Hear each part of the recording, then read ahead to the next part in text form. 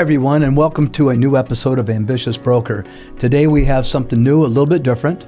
Normally we have 4 different categories that one of our videos might fall underneath. One is Icon, when we bring in Icon agents that have been highly successful for a very long period of time. We have the Pro Series, which is the up-and-coming people that are doing really well right now, a little earlier in their career. We have Industry series where we talk about things going on in the industry and so forth. And then we have a mindset part. And so we're going to expand on the industry side of it, and I'm going to do a series of interviews with owners of companies that have been very, very productive, and in most cases, owners for many, many years, to talk about the way things have evolved and what their years of experience has told them that they need to pass on to people. And we're going to talk about what's going on in the industry, talk about various business models and so forth. So today's episode, the first in this series, is with someone I've known for a long, long time, a fellow by the name of Joe Alexander. And he's a very, very bright guy, owner of and founder of a company called Park Regency. They have a couple hundred salespeople, but the man started this company in 1977, roughly, and I think probably in business longer as a owner, a single owner, than anybody that I know of in business today. And there's a reason he's been able to be so successful for so long, and we're going to share that and a lot of his insights with you in this episode today. So sit back and enjoy this interview, I hope, with Joe Alexander. And if you have any questions or messages, you can always reach out. My email address is my name, Roger Hance @msn.com. Love to hear from you, any kind of feedback. You can also comment on any of the YouTube comments. But in the meantime, sit back and listen to Joe Alexander of Park Regency Real Estate. Thank you. Welcome back, everyone, to Ambitious Broker. I'm here today with an old friend, Joe Alexander. And when I say old friend, I don't mean that you're old. Well, I am, but you but are that's old. okay. But yeah, that's why I have you here. I've known you 35, 40 years, Yeah. So we're both old. I know. Actually, more than that. Well, we don't say that. We say more than 30. That's the trick. More than 30 years. More than 30. Okay. Yeah, more than 30. Because if you say 50, you lose your credibility. For sure. But so to be fair, anybody who's listening, we have known each other since, I think, 1974. And I don't remember if your desk was in front of mine or mine in front of yours, but we were in the same office. For a while. And I wanted to start doing a series of bringing people back like yourself that's been around for a long time. We jokingly said not long ago that there's a lot you learn in 50 years. And the older you get, as you accumulate all that information, the less people think about your knowledge. Very true. Especially the new people coming to the business of like, well, I know it's not true, and you know it's not true. But having you back or having you be part of this for me was kind of important because I think, and I doubt you've done the research, but I don't think anyone who runs a real estate company today has been an owner as long as you. I've been told that. Yeah, I don't know it for a fact, but I've been told that. I think it's true. It's an amazing accomplishment. Thank you. I mean, it really, really is.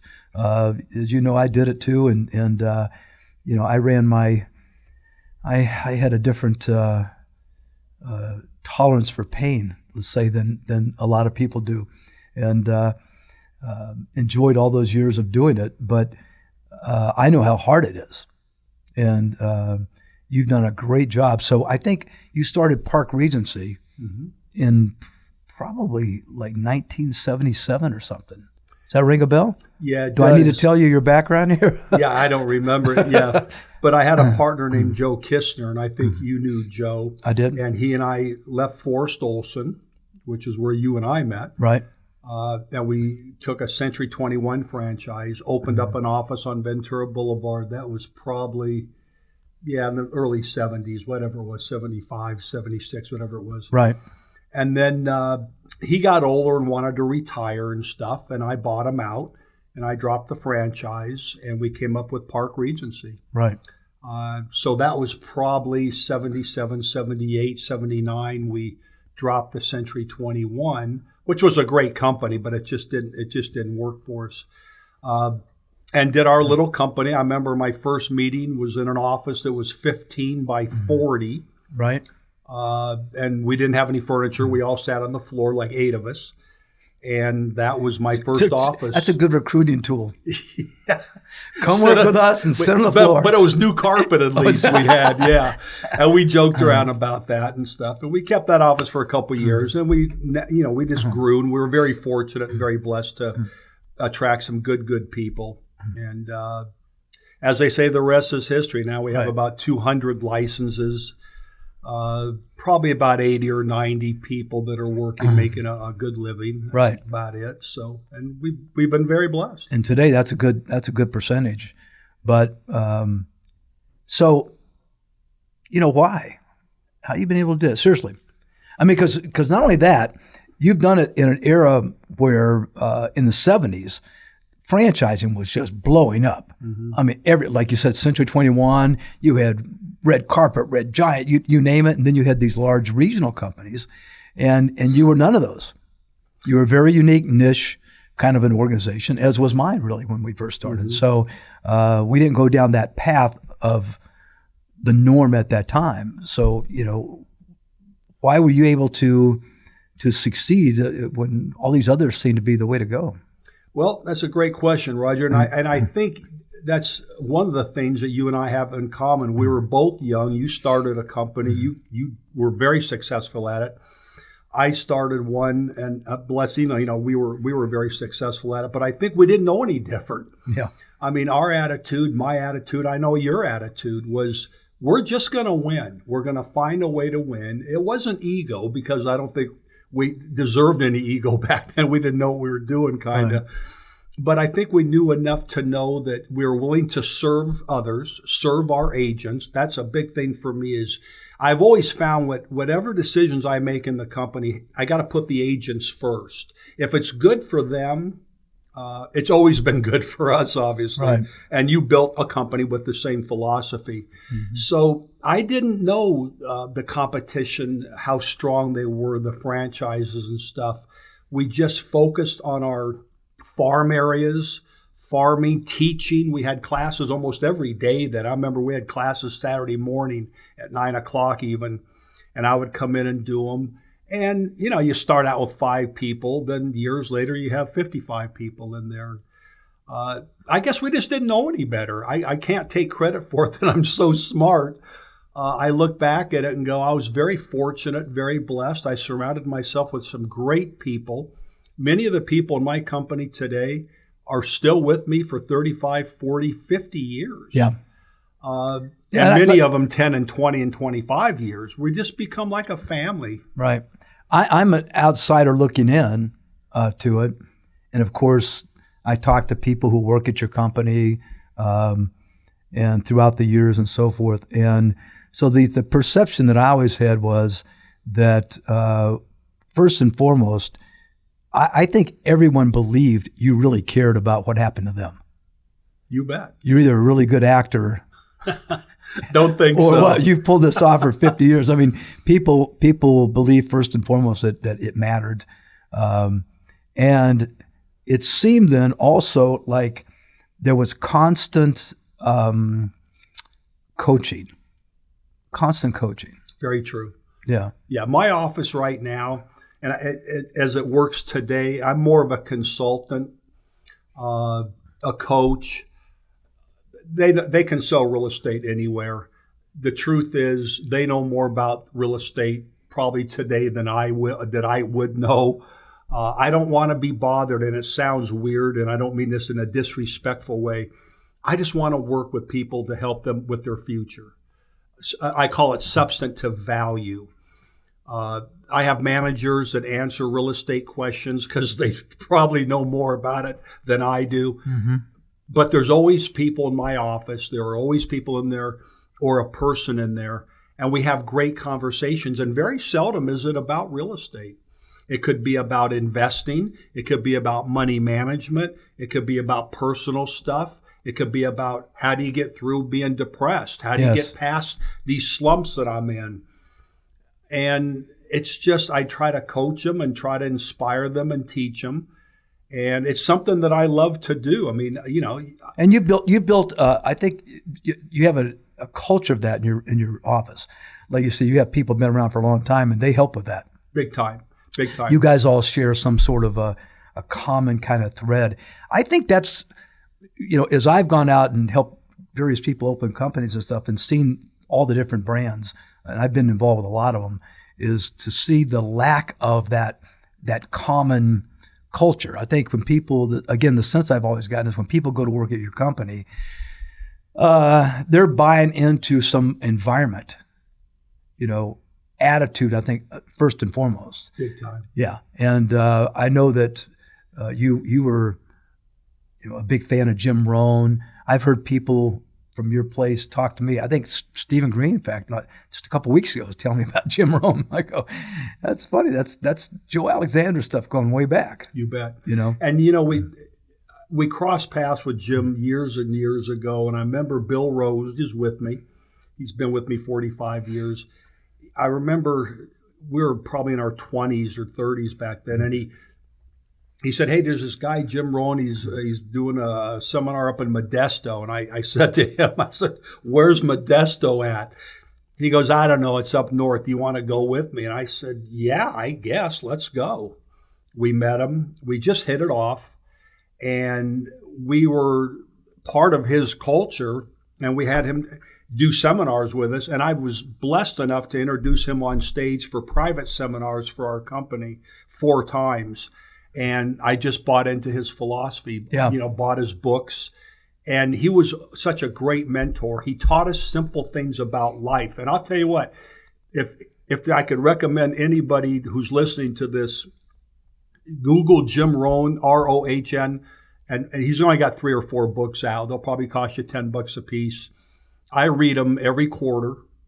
They're a fast read, a night and a half. Just read them over and over. Over and over again. Because I'll guarantee you this, you'll read stuff in there that you will swear and bet $1,000 that wasn't in the book when you read it last time. Right. And of course it was, but our mindset's just different. That's funny. It's funny that you would say that. I had a group of people invite me to come one day to a book club, and they've had this ongoing book club. This is probably 7, 8, 10 years ago, something like 9 years ago.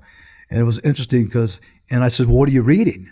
And they said, it was Napoleon Hill's Think and Grow Rich, or one of those books, And I said, sure, I read the book. And I said, I'll go buy it. What chapter are you on? And so we did. And so I showed up, and we talked about it. And, so much of this business is, before a closing line, before how to do an appraisal on a property, is how you think about what you do and approach things. And I know that was foundational to all that you guys have done over there.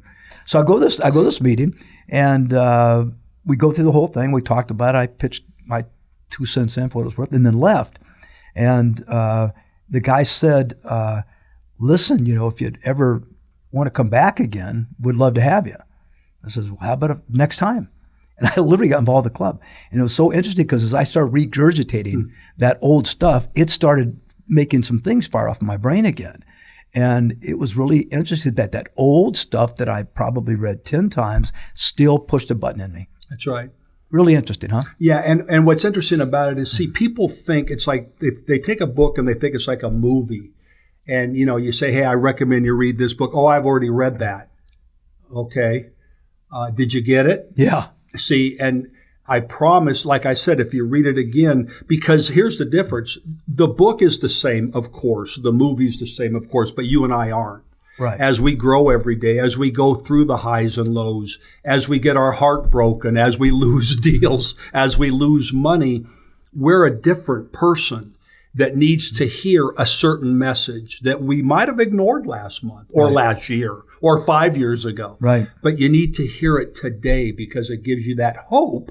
And let's face it, hope is all any of us have. Yep. You and I had hope when we were in our 20s in real estate. Yep.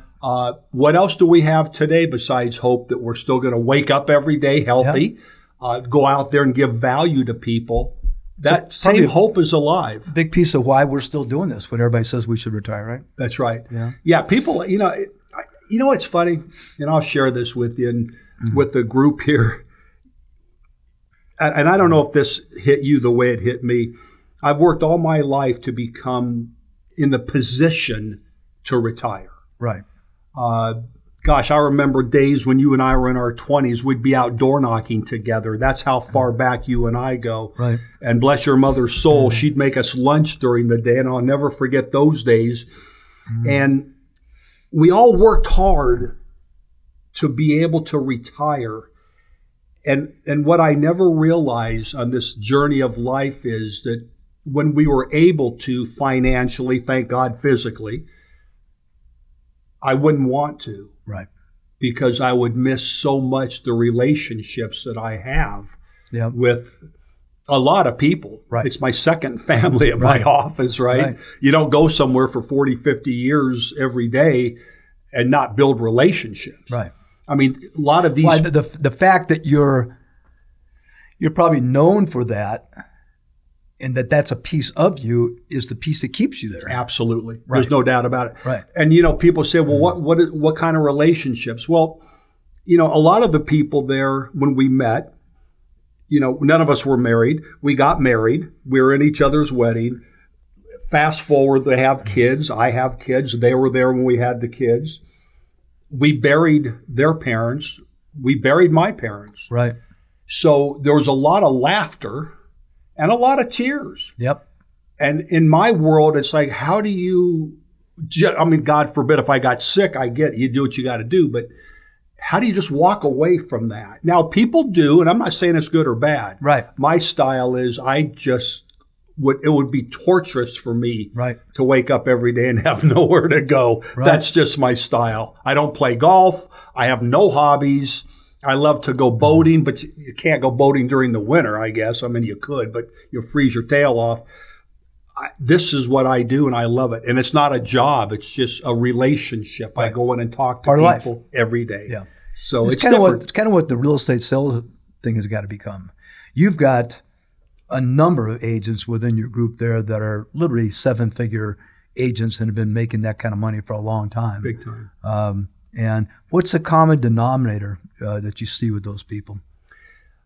Well, I think an easy word is they're very disciplined. They're very focused. In our organization, probably our top 10 to 20 people are strong farmers. Mm-hmm. You and I grew up with that. Right. Back when you and I grew up, we handed out business cards. That's all we had. Now you have everything. We have a design center, a marketing department with 2 full-time marketing directors that all they do is create items for our people. We have 2 high-speed Canon, they call them air presses, whatever that means. We do about 2.5 million items a year, about 200,000 a month for our agents. So the commonality is they're all producing product to get out to their farm area. Mm-hmm. They have open houses, garage sales, give out pumpkins, give out turkeys, same stuff you and I did a million years ago. But they have their system set up. Now, what's neat about it is they've integrated all the technology.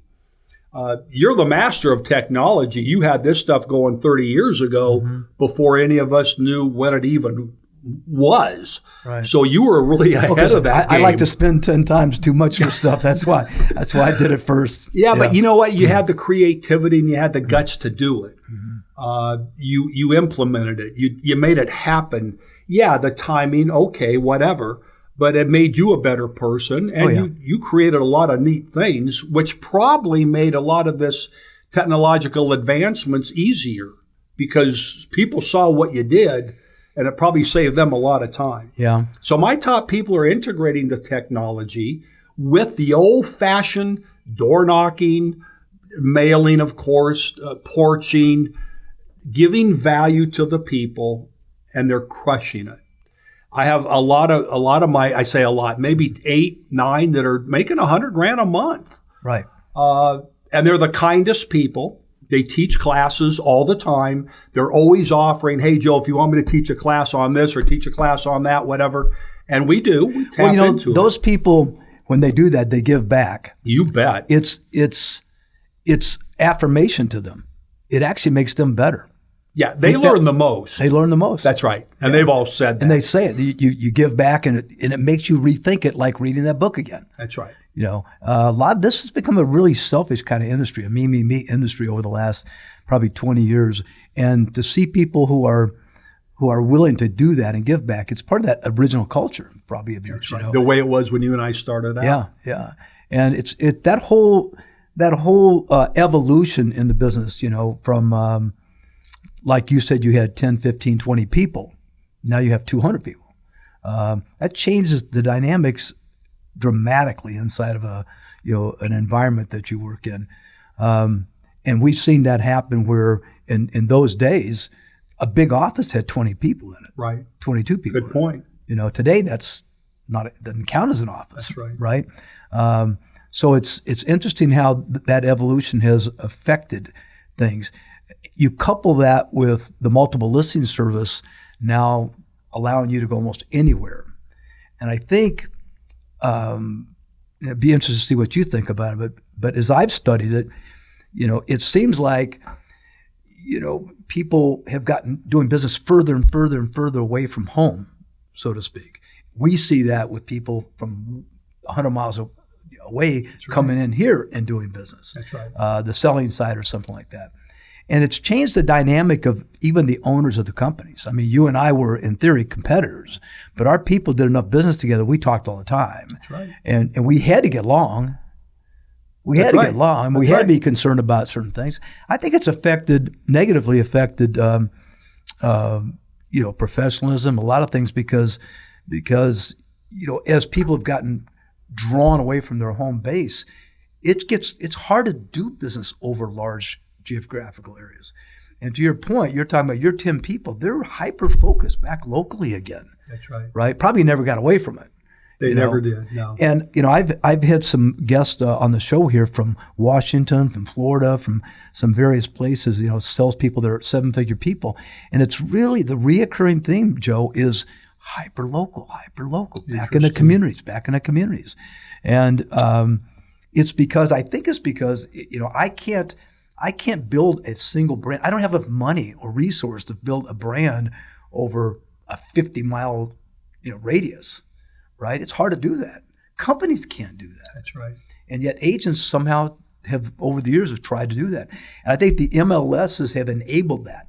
They like a pit bull, they grab a client, they chase them to Long Beach, 40 miles from there. They chase them here rather than really staying focused where they can build that individual brand. Right. Have you seen to feel that too? I mean, yeah, it's funny, and you'll relate to this. Look how the industry has shifted. Let's say the last 25 years, it's become so commercialized where everything's a numbers game. And you hear it and you say, well, okay, a company's going to open up, an office is going to open up, and they just mass recruit. The objective is to get 500 licenses in there. Right. And everybody's going to know their aunt, their uncle, their brother, their sister who's going to want to buy or sell. Right. And that's how the office wins. And I'm not saying all offices because, look, there's a lot of great companies out there and great managers and stuff. But this craze hit. That was very political of you. I got to be careful. Nice job. Yeah, nice job. So what they've done is they've commercialized it, and we've gotten away from that personalized business. Yes. See, I've always said that I'm not a good corporate guy. We've had big companies make offers to buy our company and stuff, and thank God I don't want to do that. And one thing they all have in common, okay, well, you got to stay for 3 years, 5 years. We'll pay you this amount of money, and then we'll implement the changes. Well, in my heart, I know that the changes are going to destroy the company, the culture, I should say, not the company, the culture of the company. Right. And to me, it's like I'm not a good corporate guy. I'm not a good balance sheet guy. My partner Patrick's a genius when it comes to finances. He's got degrees up the tail. He's a genius. I'm not. I'm a people guy. Yeah. If you walk, well, you've been in my office. It's a friggin' mess, man. You got a real nice place here. Mine's a mess. It's easy to keep. 12 by 12 clean, There you know. I got it. I'm just a simple guy that sits down with people and just tries to help them out. I probably have 15 to 20 people that have come to work for me over the years. They came in broke. And they are all multimillionaires today. Right. Now, not because I'm anything special. I just taught and I teach what I was taught. Right. And what other people taught me. It works. I think that's one of the more interesting changes through the times. You are here today, as we've discussed, because you were really in touch with people and you brought coaching to the environment. Now people have to buy coaching. Yeah, and it's expensive too. And it's expensive. Yeah, you're right. It's expensive. They've turned it into an industry. It's an industry. Right. And it's really, as the real estate industry has, I've told a lot of guys that I consult with that as time has evolved here, it's a really interesting thing that the coaches make more off your agents than you make off your agents. Should tell you a little something about what might be missing. Very true. Very Joe true. Alexander's still in business after 50 years because he was a coach. Good point. Yeah. And it's funny, a lot of my top guys, they have coaches, and the advantage that a lot of the coaches have is they stay one or two steps ahead of what's going on. The good ones. Yes. There's a lot of coaches that have fallen by the wayside. But the good ones, they stay ahead of it. They work hard to stay ahead of it. Yeah. And the information they feed my people, and I'm sure all the people that they coach, is very valuable for what's happening today. Right. That's the key. Right. And my people listen to it, and they the stay ahead problem of it. is that the people who need the coaching most are the ones who can't write the check. Right. Or won't write the check. Or won't write the check. That's right. Good point. Yeah. But if they won't write the check, then they're not probably, who know where they're going. But that comes to these people who enter the business brand new today. How do they get seated in the business? I mean, you used to do a lot of newspaper advertising. I think you maybe still do some. I don't know. We're out of it. Zero. No. Out of it. And certainly we did. We spent a ton on newspapers and all kinds of various marketing to generate leads for people. So they came in, and it gave them a chance to pick up some leads and sort of get their careers going. And they don't have that now. No. What we focus on, Roger, is we just do the old-fashioned farm area like you and I grew up with, and we really try to focus on give the people, the homeowners, some real value. Most realtors are going to go out there and say, look how cool I am. I sold this house for $400,000 over list or $100,000 over list. Okay. Right. Well, the truth is, yeah, we marketed the house, but the marketplace did it for us.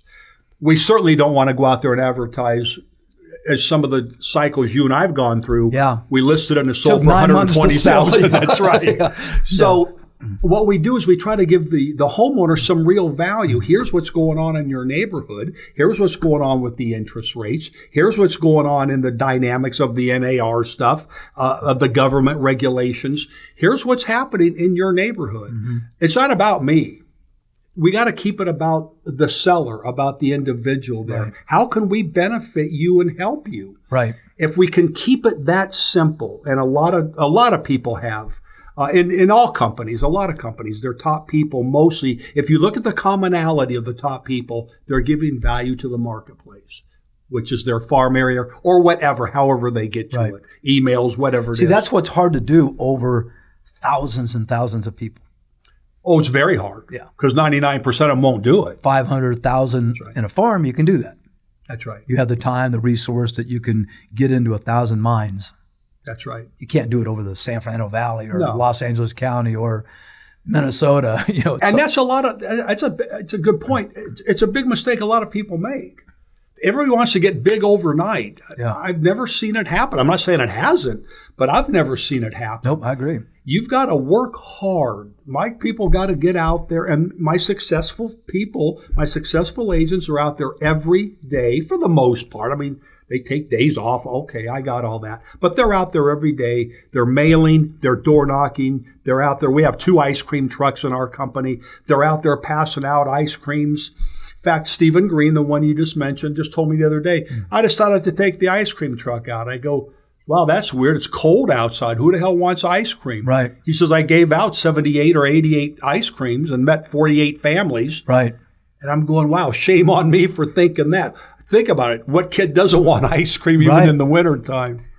I'm still, unfortunately, eating it in the wintertime. Yeah, me too. I'm with you. Yeah. So, you know what? Steven's one of those guys that just has to go out every day and talk to the people on the farm. Right. But he's one of my top guys. Right. And has been for 40 years. I bumped into him the other day, and he actually said that. He goes, it's simple, but just talk to people. Just talk to people. See how simple he keeps it? Yeah. And I think successful people have a way of keeping this whole thing very simple. That's right. Yeah. They don't let the distractions. And look at the distractions that are going on in our marketplace, in our world today. Oh, yeah. My God, there's so many things that get you off track. Well, I think you mentioned in our earlier discussion about the election's over. Doesn't matter as far as you're concerned. I mean, the winner or the losers can have an effect on the environment, but you still got to get them to go to work. Doesn't matter who won. Bottom line. Got to go to work. Bottom line. So, don't let that control you too much. Well, it's funny. People, it's so interesting. People have got to be right. And I watch this with salespeople. They'd rather be right than be effective. And I'm not talking about the election. I'm talking about anything. Right. They'd rather be right than be effective. Mm-hmm. And I look at some of the decisions people make and I go, well, this isn't going to serve you well. No, but it's just, I gotta, okay. And then 8 months later, they're gone. They're broke. Right. And it's like, you got to choose to be effective in business. And look, we've all made mistakes. We've all made right decisions. We've all made wrong decisions. But for God's sakes, do it for the right reasons, right? To be effective. Right. But boy, that ego, man, I'll tell you, I've seen more people be destroyed by these huge egos they have to be right. Right. And now they're right and they're broke. Yeah, it's one of the things that that I've been taken aback by with some of my interviews with people that have been highly successful. I mean, people that are doing 200 deals a year, 300 deals a year. I interviewed a guy on the podcast that's not even been released yet, who's out of Texas, and he made $11 million in personal income last year. Wow. That's $1 million a month. Wow. In income. And it's so interesting because when the podcast ended, we spent another 30 minutes talking, and he was nothing but questions. He just kept asking me question after question after question. And I found that interesting because, to be honest, I've never made $11 million in 1 year. Not many people have. And so it's like, I'm impressed. But the thing that really hit me was, here's a guy who owns this right now, maybe better than anybody in the business. Take a Stephanie Vitaco's example, another couple hundred, I've had Andrew Manning on the show and people like that, and they're all doing really well. And I find that none of them reek an ego. None of them reek an ego. They're very curious people. They're very, they seem to be very clear and objective. I mean, they have pride. Of course. And pride drives them, I think, in a lot of cases. They're competitive, but they don't have an ego that says, I know everything. It's exactly the opposite. They keep looking for the next thing they don't know. They know their success is in what they need to know. And they're always looking to get a little bit better, a little bit better. They? Especially that guy making $11 million asking you questions. Yeah. See, he can't learn enough, can he? No. I love it. That's exactly right. And there's the secret. It is. There's the secret. I find it very, very interesting. Yeah. The other thing is that competitiveness. Those guys in your office, your company right now that are doing well, do you get a sense that they're competitors? Yeah, big time. And you know what's interesting about it? Every month, Patrick and Ken, my other partners, they'll print out the production reports. Now, we have a ritual we do every year, a tradition. We take the top 15, we take them to Ruth Chris and their spouse, and it ends up being 40, 50 people by the time you bring the assistants and everything. They will do more to be in the top 10, top 15. They care about that report more than they do about the money. Now, of course, they take the money. They've earned it. I get it. Yeah. But they're looking at that going, oh, I got to, so-and-so's ahead of me by 100,000. Yes. and I watch them look at and it's so funny. I crack up. And these are guys making real coin. Yeah. But they're so competitive. Yet they're gentlemen and gentle ladies. They're just cool people. But I never realized, and there's the competitiveness you're talking about. Yep. I got to be there. I'm 100,000 light. What do I got closing? I got to hurry up and open up something. And I watch them go through the process, and I go, that's what separates them. Yep. They love it. I had Chris Williams. You know who Chris Williams is. I had her on one of the first podcasts that we did. She's just such a great lady and a great friend now. And she had invited me to her house to be part of this game night with some couples. And I didn't know her really, really well. I knew of her for years, right? And so this night playing like Monopoly or some dumb game, charades or something. And all of a sudden I saw this little lady who's just sweet and pretty and great personality get vicious. The competitiveness. She got vicious. Yeah. Wow. And I said to her, I go, this is something I never saw in you before, right? Fast forward a couple more game nights, and she said, she started some games. She goes, I'm going to beat you. I'm going to beat you tonight. And I go, you'll have to cheat to do it. Right? And she goes, I'm going to. It's your job to catch me. That's great. Yeah. That's great. So it's in these people. You bet. And I think that's why they're so good. Sure. That's how we've lasted so long. Yeah. We want to win. Yeah. And we'll work our tails off and fight our tails off to win because it's out there. I always felt that was part of the coaching was to find what really motivates someone. I found that very few people really were motivated by how much money they had in the bank. Right. Good point. You find that too? Very true. Very true. Yeah. So it was really, they want to make money for their grandchildren. They want to do something. There's always something that is in their soul that wakes them up. They just got to win. Yeah. They just got to win. Some people just have to win. That's right. I joke sometimes about Stephanie because, she doesn't want to lose a $5,000 land listing in Pacoima. And there's the difference. It'll drive her crazy. And there's the difference. Yeah. It comes from within. Then you have other agents who, I'm too snooty. I wouldn't even take a listing. That's right. I'll just refer it out. Yeah, exactly. There's just different styles. Yeah. Different styles. Yeah. Yeah. Good point. It's the competitiveness. The thing about being around for as long as you have, and a lot of people that are, more than half the industry's less than 5 years in the business. Which is kind of interesting. Is that the stat, huh? Yeah. Wow. We turn over about 15% a year, in the industry. So you can see in 5 years, that's 75%.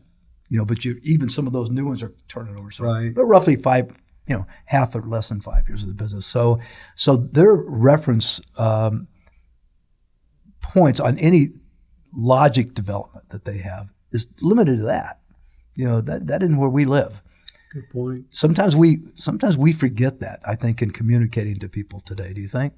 Yeah, I think, look, being in the game for so long for both of us, I think there's things we take for granted, conversations we take for granted, knowledge we take for granted, lack of knowledge we take for granted, because you and I, we react reflexively. When there's a situation, you and I have been through probably 5 major cycles of an economy, 70s, 80s, 90s, 2000s, whatever. Right. And I don't, when people ask me, was it hard getting through the 70s and the 20% and interest rates? And I got to tell you something. I look at them and say, I don't remember it being hard.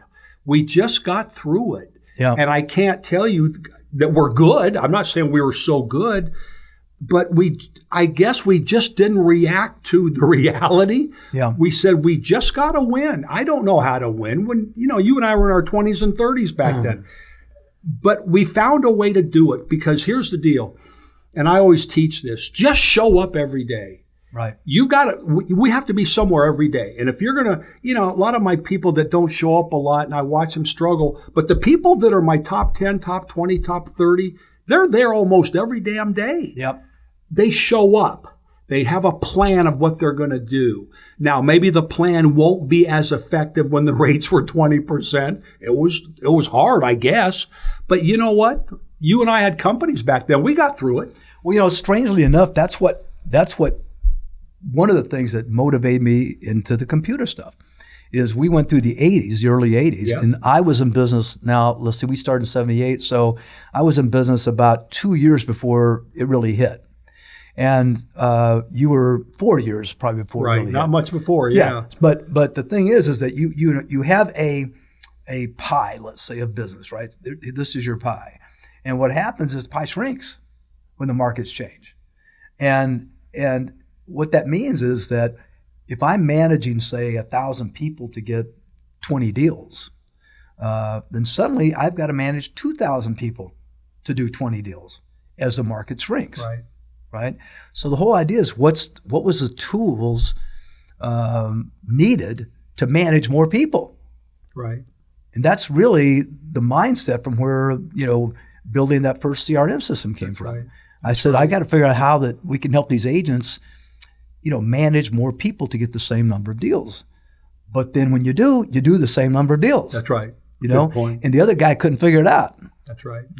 Good point. So it's interesting as we move into kind of this world that we're in right now. The 80s, we survived dealing with those high interest rates a lot with land contracts, wraparounds, and things like that.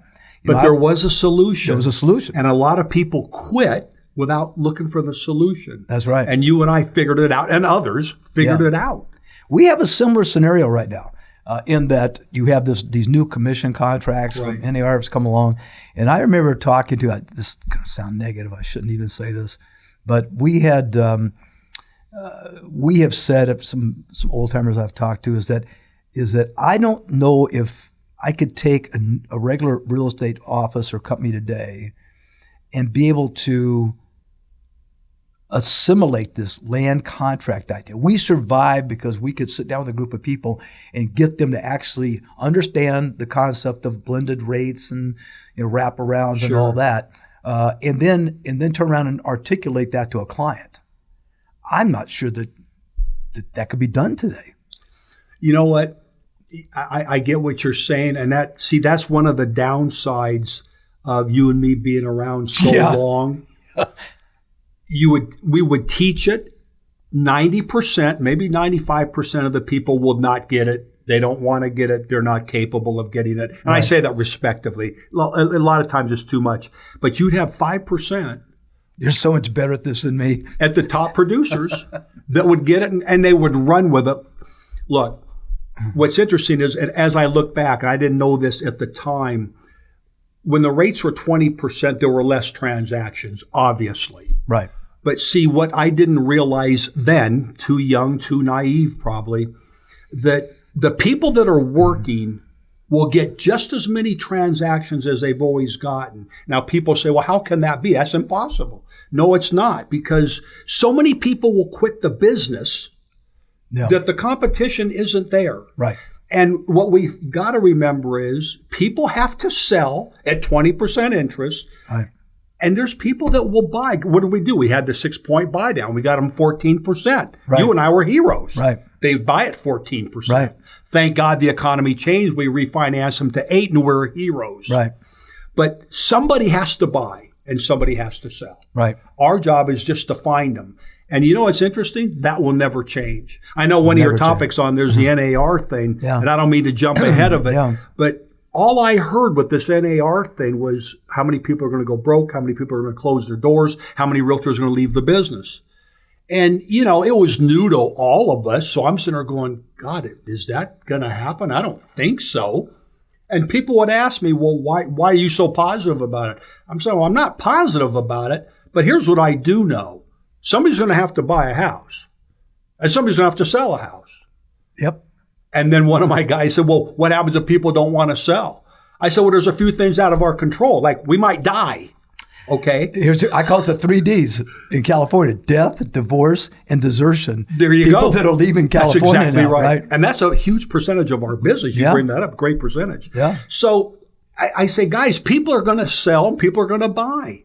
And the NAR thing, I don't know how it's going to resolve itself. This is back, months ago. Right. I don't know how it's going to work out, but here's what I do know. We're going to close escrows. Yep. And we might get in trouble because we didn't do it right and get a couple fines. Hopefully not, knock on wood. But we're going to get through it. And you want to hear something crazy about it? I haven't heard a thing about it right now. Right. People are buying homes. I mean, we might make mistakes in the paperwork, and we're all learning that. My people have pretty much learned it.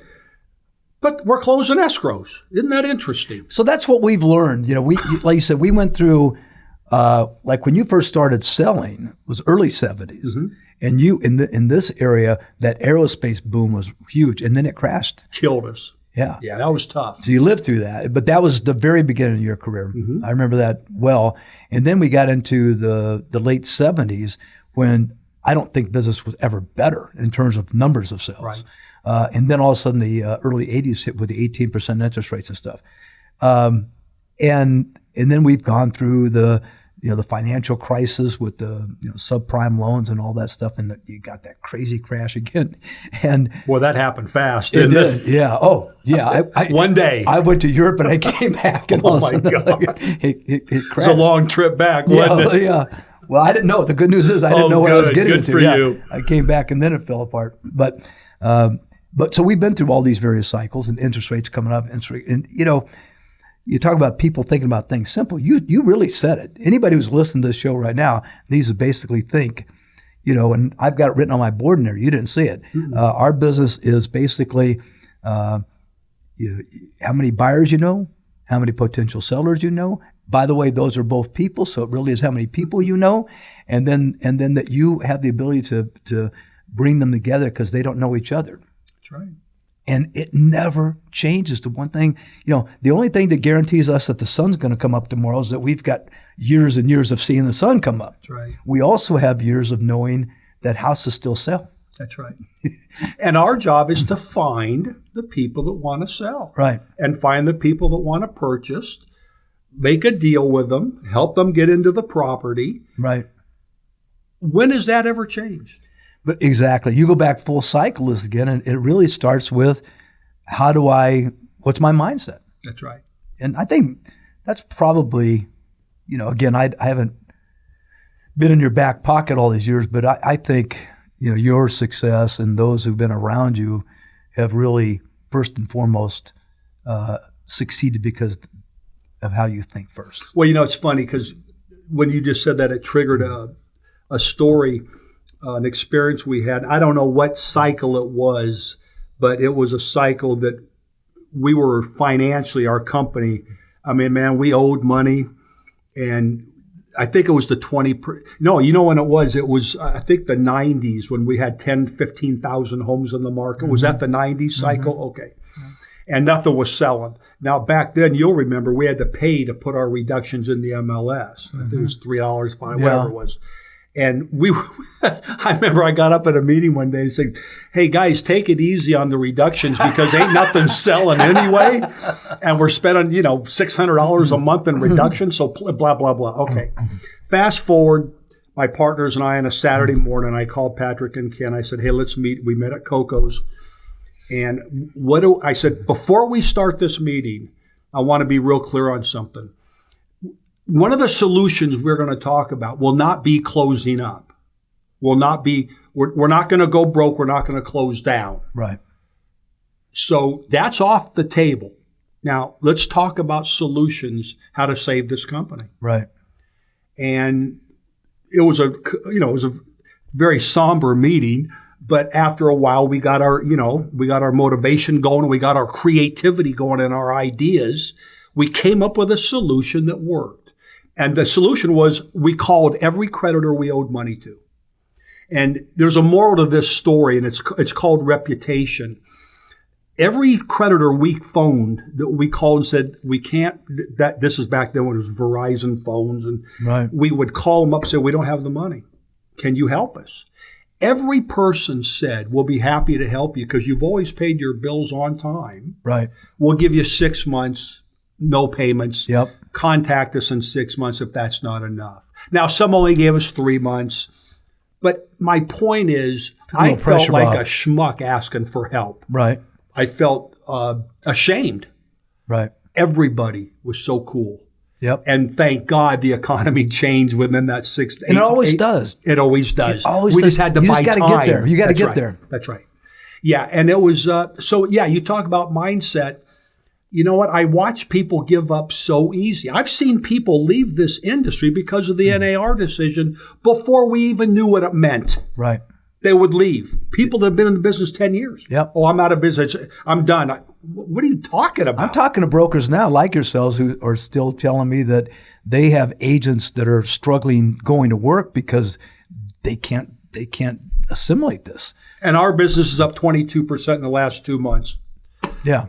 Figure it out. Yeah. I think it's mindset. You hit it right on the head. Yeah. I think every decision we make, if you make it with a negative decision or a negative mindset, it probably isn't going to work out too well. Yeah. You've got to stay positive. And look, it's hard to stay positive all the time. Yeah. You and I have been through many wars together. It's hard.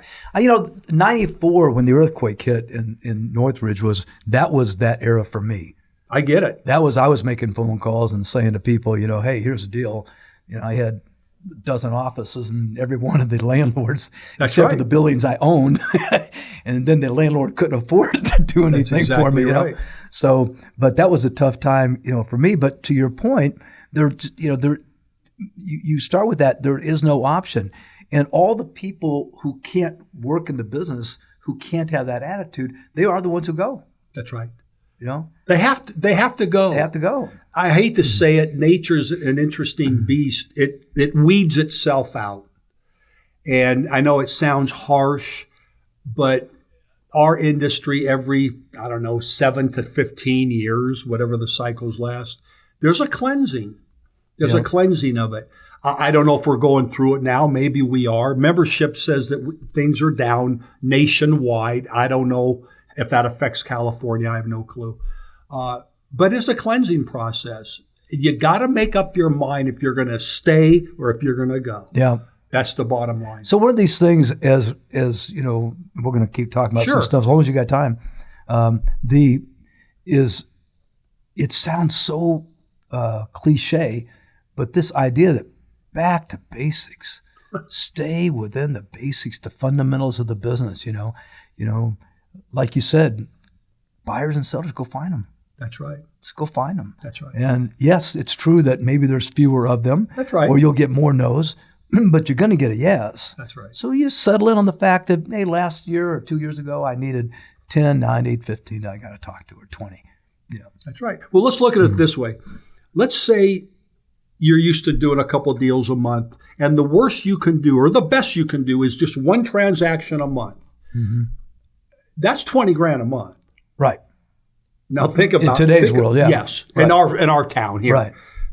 Think about what I just said. That's $250,000. That's right.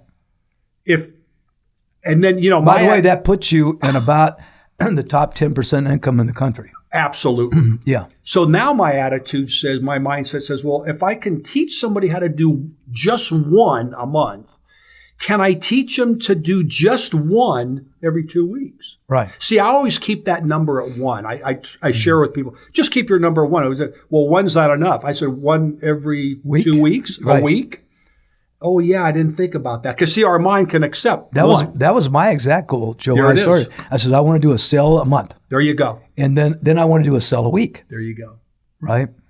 That's exactly how I was thinking. It's and the mind goes, oh, you just want to do one every 7 days? That's okay. Right. Now, when you come out, I want to do 195 a year. Some people do it. God bless them. That's not me. I get overwhelmed by that. Yeah. But I can do one a week. But my one sale a month, as example, it was because I had a certain amount of people in my circle. Certain amount of people I'm calling in my farm, certain amount of past clients, a certain amount of people lead generation, and really to get to one every week had to be 4 times more people in my universe. Right. So go get it's all numbers. Go get 4 times more people in your universe. It's all numbers. Yeah. The numbers tell the story. Yeah. The numbers don't lie. They just tell the story. You're right. If it takes one a month and you got to contact so many, just go contact 4 times now. Right. But see, the thing that really messes everybody up, and myself included, is this thing called emotion. Yeah. We get all emotional about it. And look, emotions are real. Come on, we're all human beings. We have emotions. But man, as you know, you got to separate the emotions from the facts, from the reality. Yeah. Now, we need emotion for things. I get it. But for God's sakes, don't let the emotions force you to quit the business because of an anticipated problem that you are labeling that doesn't exist. That you're creating. Thank you. Bingo.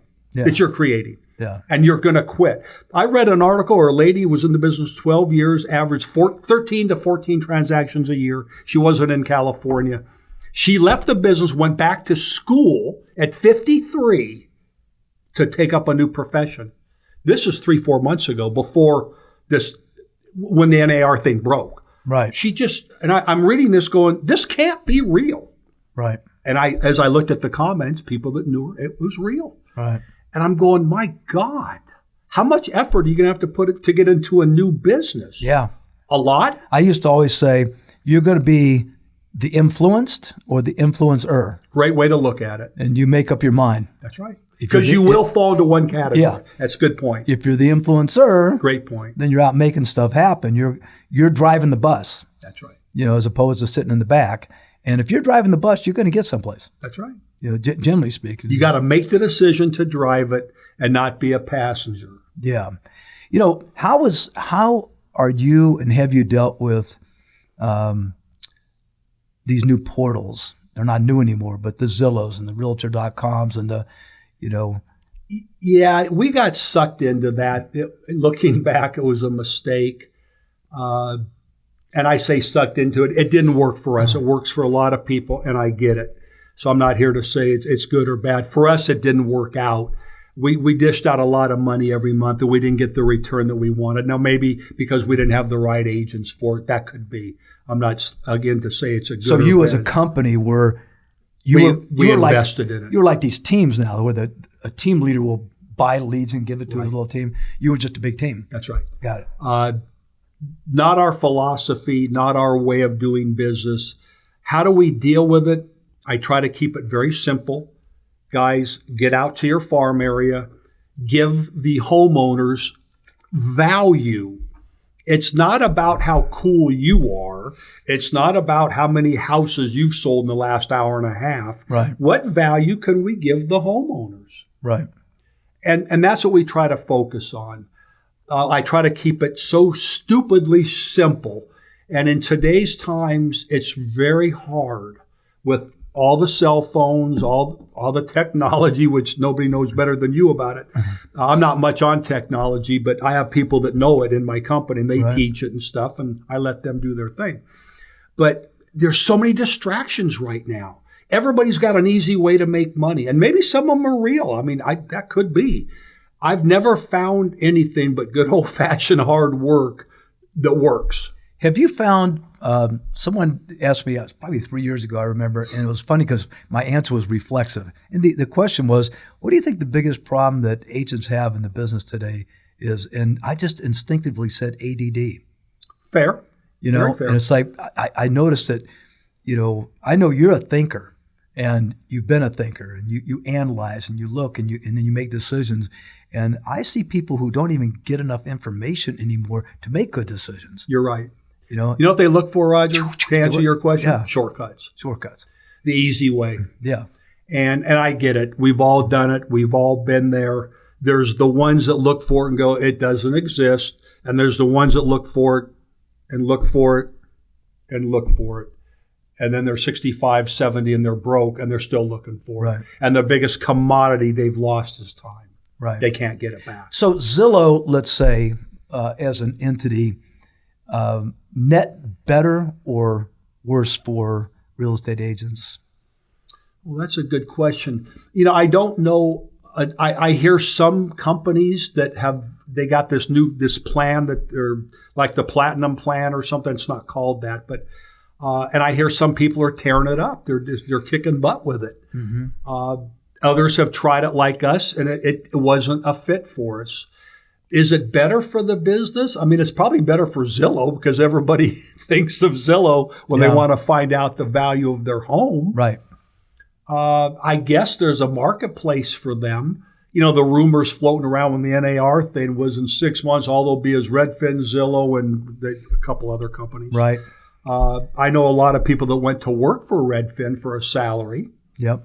The rumor had it that when Redfin was offering $2,000 a month after the NAR thing, they went down to $1,000 a month for salary because they had so many applicants. Right. I don't know if that was true or not, but it makes sense. Right. So I don't know if it's good or bad. I think it's probably both if you let it be. My attitude is they're going to be here. What am I going to do? I just read an article, I think it was in Inman, with the CEO from Compass, who said that he felt Zillow would become the national MLS at some point in time. I can say with a deep passion how much I disdain Zillow. I think it's been horrible for the real estate industry. And I don't know what it takes to get people out of it, but it's basically sucked sign calls out of the business. Oh, good point. Out of the business. We financed it. I'm as guilty as the next guy. I look back at it and go, for us, it was a Trojan horse. It was a Trojan horse. So I look at that and go, okay, it wasn't the best move we made. They're here. They're probably not going to go anywhere. Maybe that article's right. Unfortunately, I think the industry's ready for something major to happen because of the lack of NAR and the boards and stuff. Yeah. I think their legs are wobbling. I think. Could be totally wrong. Well, I do think that you see the stars aligning to saying that outside forces might have more to do with how the industry works than the inside forces. Good point. That kind of concerns me a little bit. I think it's one of those things that particularly people like you who still own companies is to think, boy, you need to be driving the buses. I mean, I would like to see all you owners get together and say, we're going to drive the bus now. NAR and the local associations love you. For a long time, you did a great job. You just are doing a real shitty job now. In all due respect, in terms of working for the average guy on the street trying to make a living. When you drive away, in its example, as you know, when I was president of the local board, I think you knew, man, I did everything to not sign an agreement to continue to feed stuff automatically to Zillow. And it's because it was sucking away people's business. This is it's killing my agents on the street. We gave it to them. Yeah, and I tell people all the time, it's like one of the things with you as example that no one will ever be able to measure the knowledge you've gained from probably at least 5,000 hours of sitting in front of agents who are struggling. And you're sitting here trying to talk to them. You've heard every excuse for not doing business. Very true. You've heard you name it, you've heard it all. You've heard, they sit in front of you, they can't pay their rent. They cry, perhaps, got to leave the business. My guess is you've probably fueled some of them staying in the business and alone or something like that. Absolutely. We've had those emotional discussions. These people who run these associations, they've never felt that before. That's right. When you give away a system that enables that person to pay their bills at the end of the month, well, that pisses me off. And it happened so slowly that nobody shook us, but every little bit, every week, every month, every year, they just kept taking. Yep. And taking. And I had a bunch of discussions during those days with all the people in the association, and because I said, "Are you not seeing what's going on? Like you said, you don't see this frog, you don't because it's going to kill us, and you've got to somehow get a handle on this again." It really is just saying we're not going to feed information to them. We may be past that now. I don't know, but I think we're past it. I think they've got a foothold in there. They got money.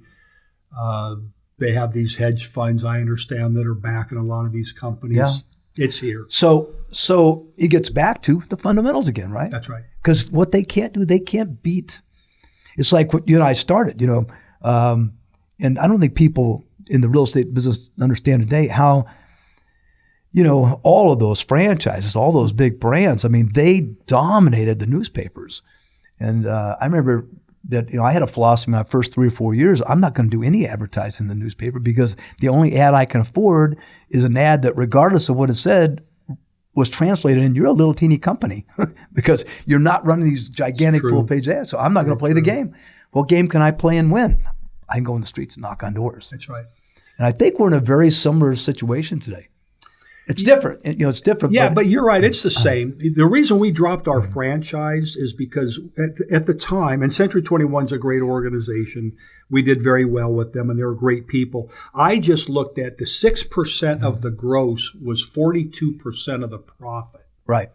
And my attitude wasn't for me to keep more.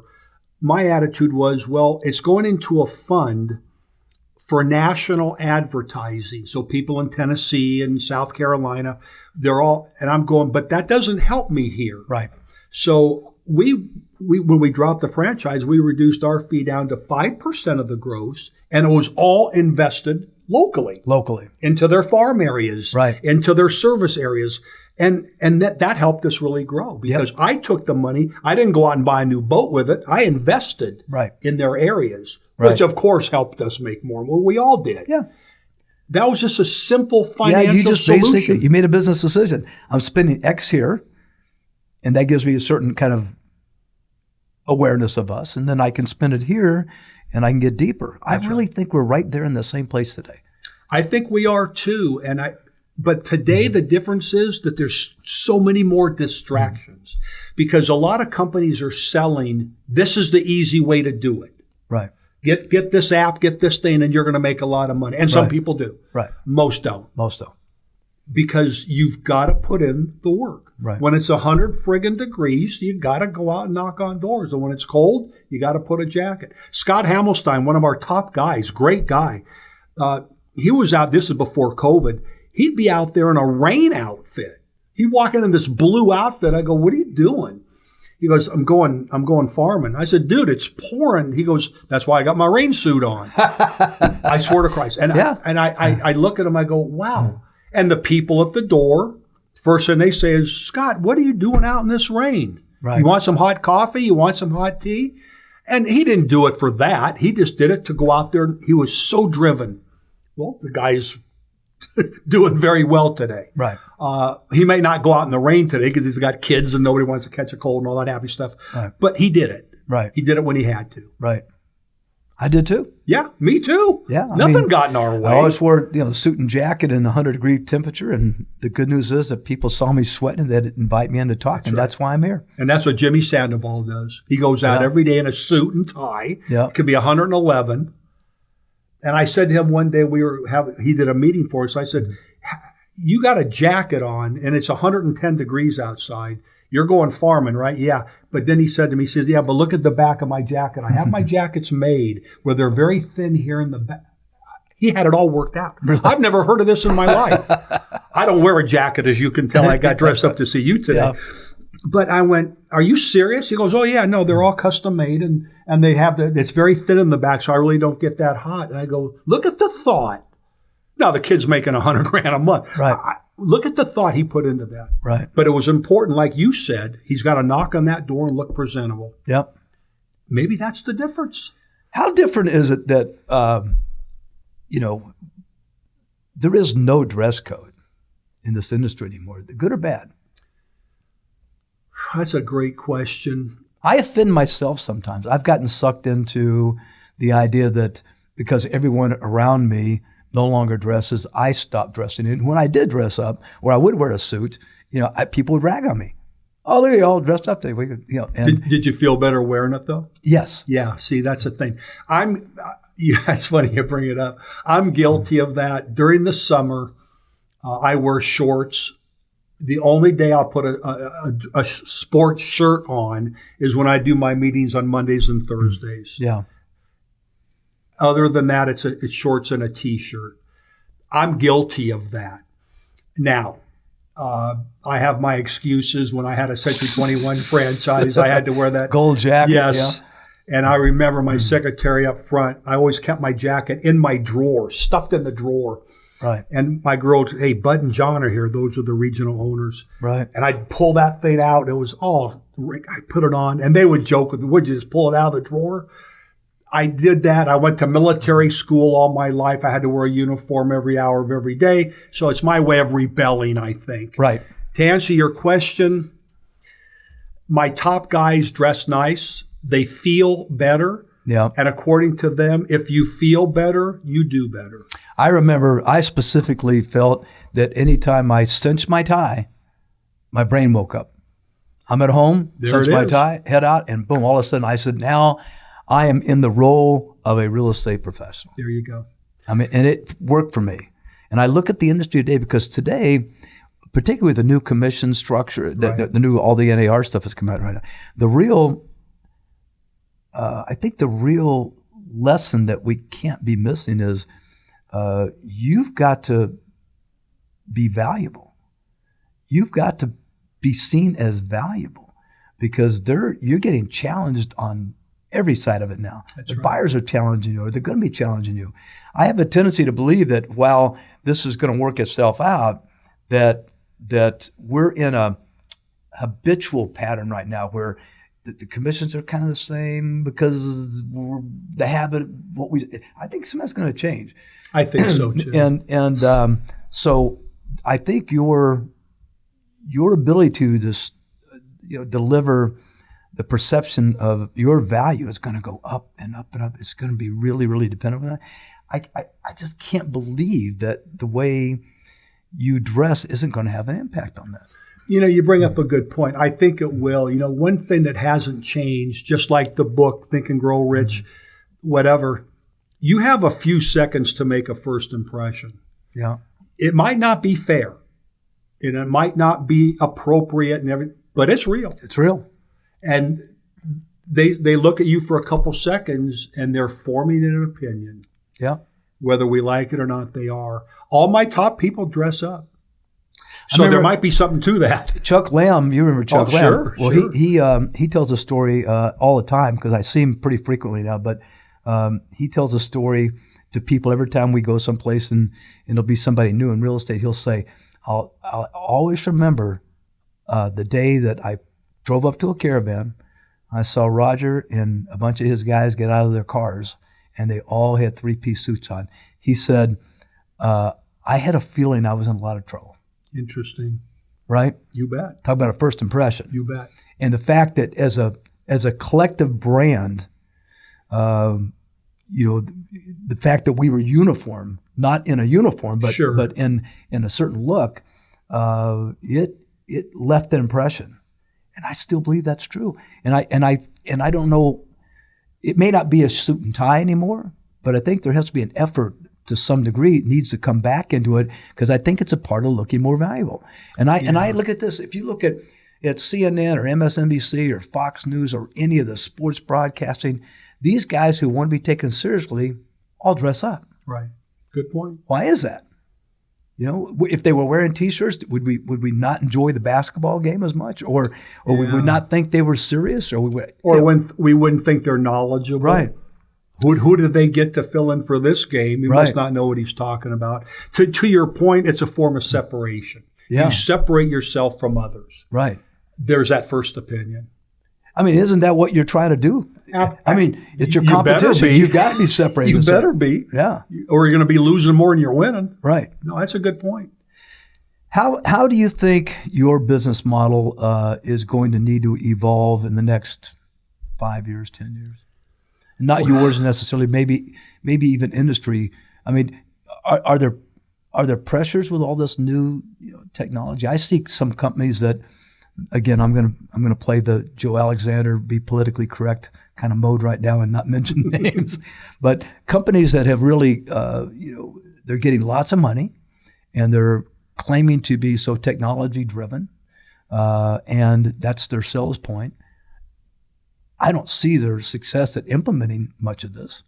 I watch that really closely because I know how difficult it was to bring, technology into these environments. And here we are 30 years later, and I don't see that we have probably a lower percentage of people that are using CRM systems or, but you're competing against companies that don't have to make money. Very true. Very true. To answer your question, I think a lot of it has to do with, numbers, because I know you run company numbers. How are we going to compete with it? I have given up a lot of the control to my younger agents.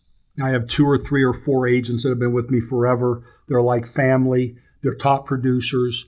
They know this technology inside and out because they were born into it. Right. You know, I won't speak for you, but when I was born, when I lived with my parents, I jumped out of the car to open the garage door opener. You know, Right. And that was a big thing for me. Right. Today, forget about it, right? You push a button for everything. So I have 3 or 4 people that are helping with the technology. They're advancing it into our organization. They're teaching it. Right. And I let them do it. I know nothing about it. I don't really care to. I'll train, I'll motivate, I'll counsel, I'll coach. That's all I want to do. And my ego is, hey, run it. Yep. Teach it. You guys are good. You're killing it production-wise. You've implemented some of these technological advances. You understand it. Teach it. And they know I don't want to do anything. I don't want to do it. And they respect it. They love me. Yeah. So, and they're good. They're as good long as people. the technology serves the fundamentals. Absolutely. Yeah. Right? I think a lot of big companies use the technology as a big net. Yes. Will sell you on it to come in. And a lot of people take advantage of it. And the technology some of these companies have is fantastic. But they've not figured out a way to convert it to transactions. Yep. There's the difference. Yep. I remember an article Joel Singer wrote one time, and he said that, you know, it's an industry where the technology has not created more per person productivity. Bingo. You know, it has to a certain degree, but in our industry, it's really served to enable weaker people, right? Less productive people. That's right. You have lesser productive people hanging around probably because of some of this, you know, this technology stuff. And you know what it does? It really wastes a lot of agents' time. People, they get sold on the technology. I want to go in there and I'll do 5 deals a year and make $100,000 and all this happy stuff. And they're not cut out for the business. Yeah. They're nice people. They're great people, right? I wouldn't be cut out to be a baseball player, so I didn't try to play baseball except in high school. So they're not cut out for the business yet. A lot of the technology companies bring them in, thousands of people, hoping to find the 10 or 15. Right. And I guess we're all guilty of that to a degree. Have I hired people I probably shouldn't have? Yeah, I guess so. Yeah, I did too. I guess every office has their lower 20, 30, 40%. Sure. But, you know, I think a core issue there is that doesn't get spoken a lot anymore is that all of those things that are being created within the organizations today are really the creative processes being developed to attract people to come work there. Right. I just think that's so fundamentally backwards when our clients should be the one we're trying to be creative for. And I don't mean to reach them, but I mean, it's that, I think Keller Williams is the first time I heard the word agent-centric.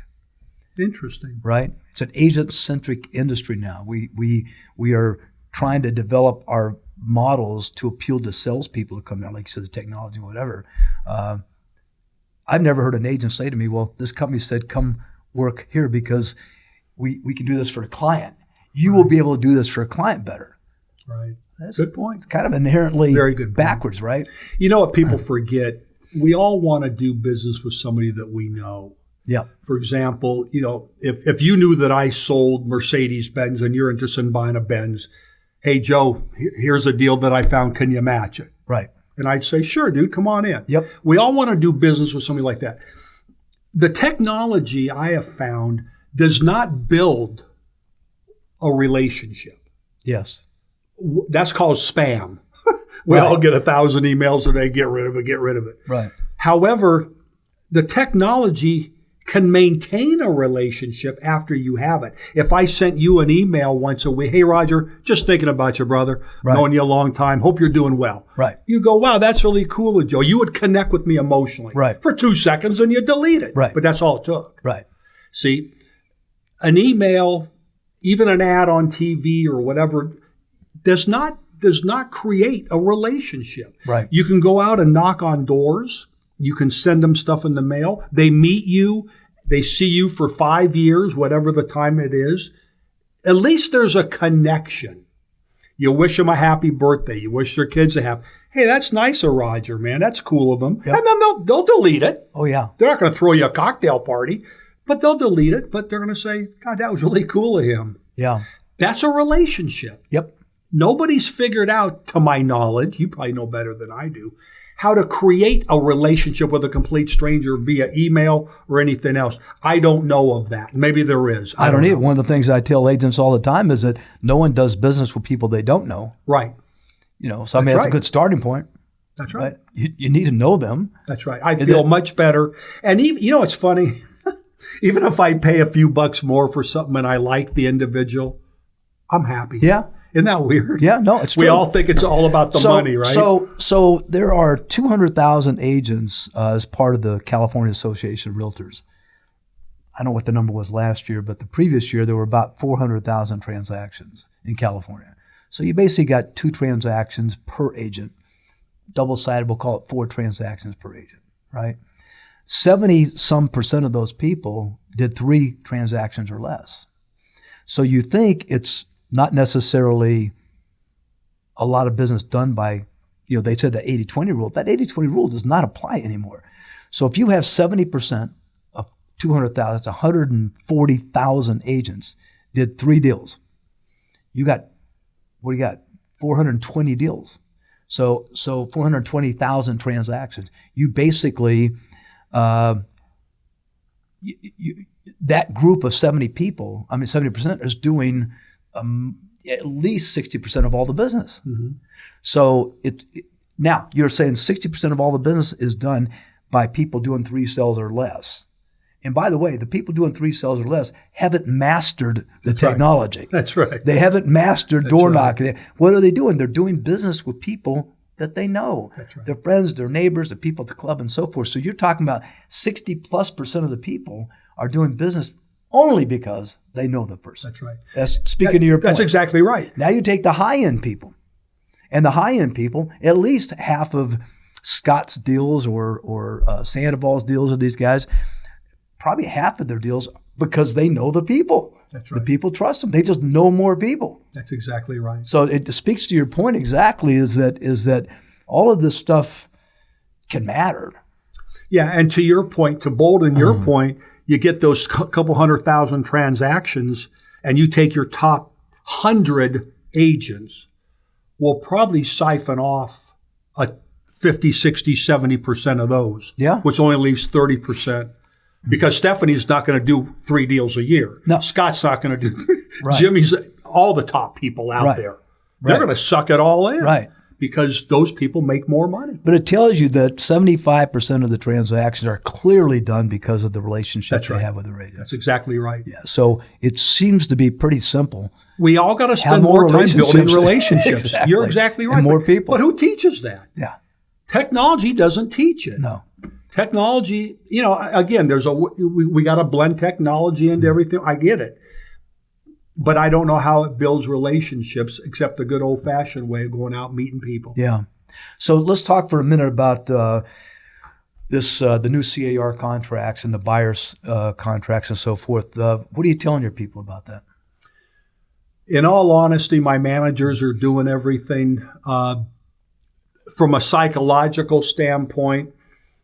My whole thing with them is it will filter itself through. We will figure it out. Mm-hmm. And I just go back to what I said earlier. Guys, remember one thing that's bigger than all of us, bigger than NAR, bigger than everything. People need to buy. People need to sell. We're in a business that always has demand. Right. I mean, it isn't right like the cars, these guys go on strike and they're not going to say, okay, well, our business, people are buying, selling all the time. Yeah. I don't think this is really a big deal. At first, I was scared of it. I didn't know what to expect. Right. I mean, everybody that has buyer's agents in their office, we're a listing office. You were a listing office.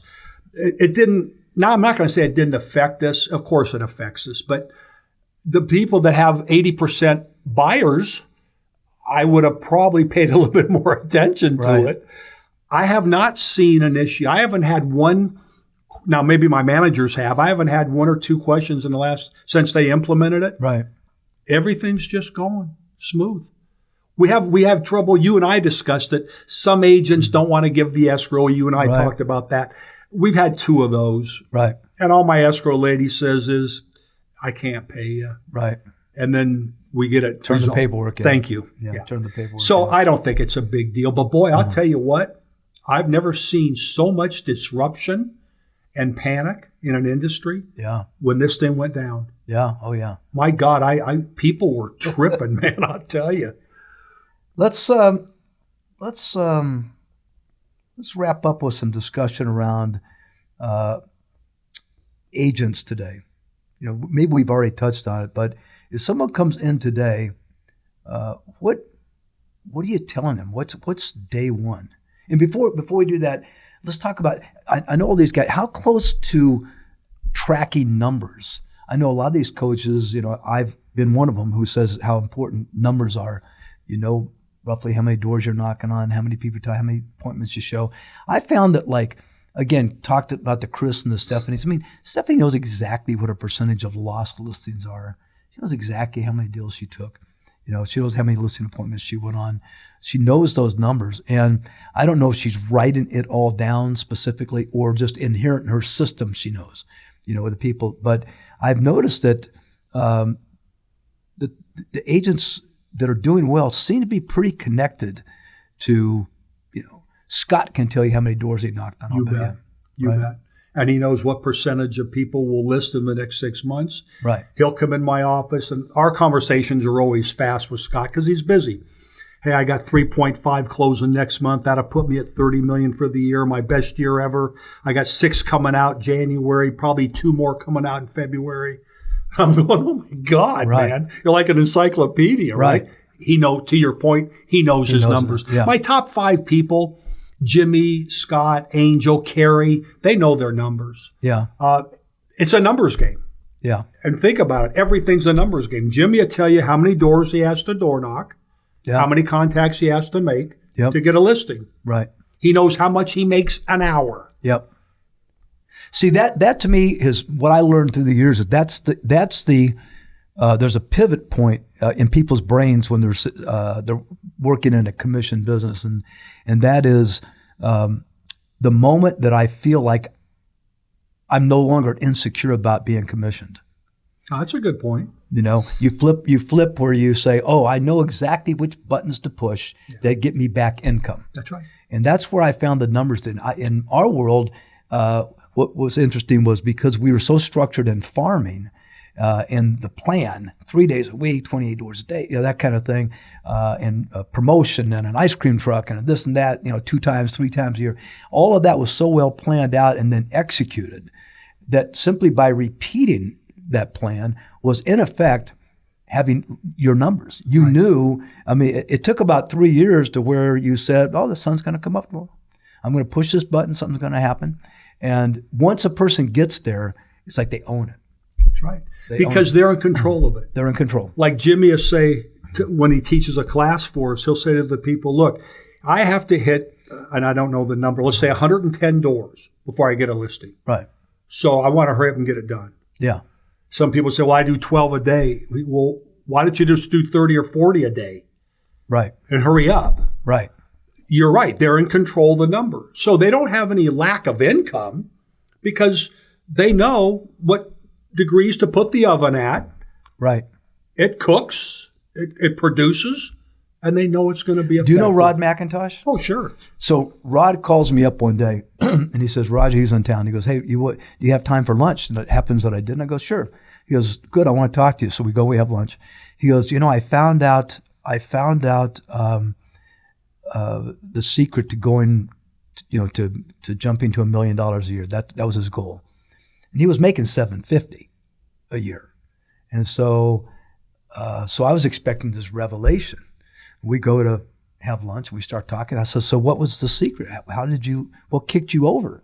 And he said, well, he says, I was calling forget the exact numbers now. I was calling like 20 people a day. And he says, but I was only talking to like 15 people a day.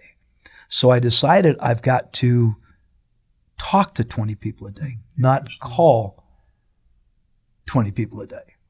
And it's interesting that he was talking to 15 people a day, and he bumped it to 20 people a day, which was a 33% increase in his income. I mean, in his calls. Yeah, you don't Think look at about it that. like that, but you're right. Right? He made a third more contacts, and he was making $750. A third more was $250. And he hit it? And he hit it. No kidding. And so I Just said, 5 extra a day. 5 extra calls a day. My God. But I told him, I go, Rod, the genius in what you just told me was you knew you were talking to 15 people a day. Because you don't know that, you can't push that button, Isn't it interesting something that small can make that big of a difference? And that little change gave him an increase of more than 90% of the people in the industry make total. Exactly. I mean, his increase was more than that. Was, for sure. So that's amazing, isn't it? Yeah. Just 5 extra a day. Yeah. Probably took another hour, half hour. Not whatever. even that. My God. Yeah. And see, sometimes success is so simple. We're looking for it like this, and we look right past it. Yeah. It's right here. Yeah. And we're looking out there, and it's right here. Yeah, I've always been an overthinker to a certain degree. Haven't we all? You try to keep it back to simple, but We're all guilty of that. Yeah. So give me your advice. I'm a new agent today, and I'm going to come work with you. What do I got to do? First thing I say to people is you got to hit every class that we have. Here's the schedule. Hit every class. I want you to hit 50 doors a day. Now, you bring up a good point. I might change that to talk to X amount of people a day. I like that better. But right now, you hit 50 doors a day. And the ones who do it are going to win. Now, and I always say to them, look, don't come to me on Wednesday if it's Monday and say this stuff doesn't work. Yes. Give me, if you do it for 2 years and it doesn't work, of course, we'll be talking in between. But then we have to look at things. Yeah. And we're going to look at it sooner than that if it doesn't work, because maybe we got to tweak your presentation, whatever. Right. But you got to be in this thing for the long haul. Right. And then I usually ask them, are you looking for vacation money? You're looking for a career. Vacation money, that's one deal a year. You'll take a real cool vacation. You don't need me for that. But you don't need me for that. Don't come to the meeting. Right. Yeah. That's right. Yeah. Go work for a team, sit in an open house, you'll make your money and have a blast. Right. And that's okay. Yeah. Just be honest with me and more so yourself. Yeah. I just ask them to show up. Right. You'd be surprised how many people, they're so excited when they come in for the interview and then you don't see them. Yeah. I'll say to one of my girls, hey, have you seen so-and-so? No. Well, heck, when did we hire him? 2 months ago. No. That's not good. Right. That's not good. But you know what I do, Roger? I'm an easygoing guy. Oh, whatever. Yeah. Shame on me, man. Yeah. Yeah. I got to whip you back in shape. Oh God, I know. Pat always teases me. If you go to Joe, he'll say yes. So I'm going to say no right now. Yeah. So whatever. We have fun with it. But it's if it's not door knocking, it's somehow communicating, right? I mean. Yeah, you know what I found? There's some people that like the phones, and God bless them if they make the calls. But and you'll relate to this because this was part of our success. The phones, you're always going to hit and miss. Mm-hmm. Now, the difference today is you can load those people up in your database and touch them via email if you get their email. There are different ways. But a farm area, you and I know that if we work that farm 5 years effectively, we're going to be able to count on so many. Now, who knows based on the year, but we're going to get transactions every year. Right. It might only be 4. It might be 14. But all that work that we've done at least builds to something. I like the farming. Yep. Not to say there's a lot of people making a lot of money in the phones. So, sure. But my gig was always the farm. Yeah. And I think a common theme today is that, well, not as many people are home. I mean, there were 60% of the people that would answer the door when I was farming, maybe 65%. It's less than that now. And so that's where the beauty of this technology, I think, can come in. If you don't forget, the job is to build relationships, period. That's right. And you can't build a relationship with someone that you don't know. That's right. Okay? And you're always going to be challenged. There's always going to be someone trying to get between you and that person in terms of a real estate relationship. You have to have a stronger relationship. Your client's going to be cheating on you all the time if you're not, right? You got to take the temptation out there by staying in front of them all the time. So, but you don't do that with mail pieces. Yeah, you supplement that. Absolutely. That will add to it. Yes. You brought up a point, and it's interesting because you're right. A lot of people are working and stuff. What I've taught our agents to do is go out Saturday morning from 10 to 1. People are home. Now, here's a statement that Scott Hamelstein, he came from another company 10 years ago, very successful, and he used our ice cream trucks. After the first couple times out, he goes, I had an amazing day. I go, oh, that's great. He goes, you want to hear why? Well, I thought I knew why, because you gave out a lot of ice cream. He said, no, I did give out a lot of ice cream. I met people that I haven't met in 5 years. Right. I said, really? I've never heard that. Right. And I said, well, I don't get it. He goes, they came out with their kids to get ice cream, and I got to say hello to them. Yeah. And I've been knocking on those doors for, at the time, 5, 6, 7 years, and I never got to say hello. Yeah. And I went, wow, okay. I never, well, what another advantage. I think that's a perfect example where he put a different bait on the hook. Good point. Right? He put a different bait on the hook. But if you forget, my objective is to get to meet them. Right. The tools are to find a different way to meet them. I'm going to get them out, but right. I can't use it as a supplement to me talking to people. Right. It's that's good advice, and it's hard to get across to someone who's brand new in the business. Well, I'll share this with you. Scott books the ice cream truck. In fact, he called me over the weekend, gave me his dates, all for next year. Only one person that's done that. Right. And I'll book them in. And he said, thank you. Right. And most people will start hitting me February, March. Right. He's got the whole year planned out. Everything's done for the ice cream truck. Right. All of his marketing is done for next year. He knows the exact day it's going to go out. Every month, twice a month sometimes, for the whole year. I go, wow, my God. I get into he planning. Runs his business. Yeah, exactly. It's business. I get every time I get into planning sessions, which we'll start next month with various people, and I have a standard line, and that is that know what you're going to do November 15th. And November 15th was just a random date I pulled out years ago in talking about it. But if I know what I'm going to do November 15th, because I know exactly what my employees are going to be doing November 15th next year. They're going to be there from 8 to 5 or 9 to 5 or whatever it's going to be, 9 to 5:30, and they're going to be doing certain things.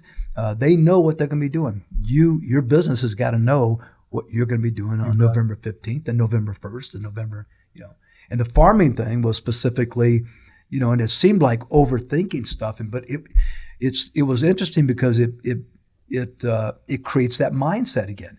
When we would sit down and plan, and thank you for interviewing me today. I appreciate this. Well, thanks for the invitation.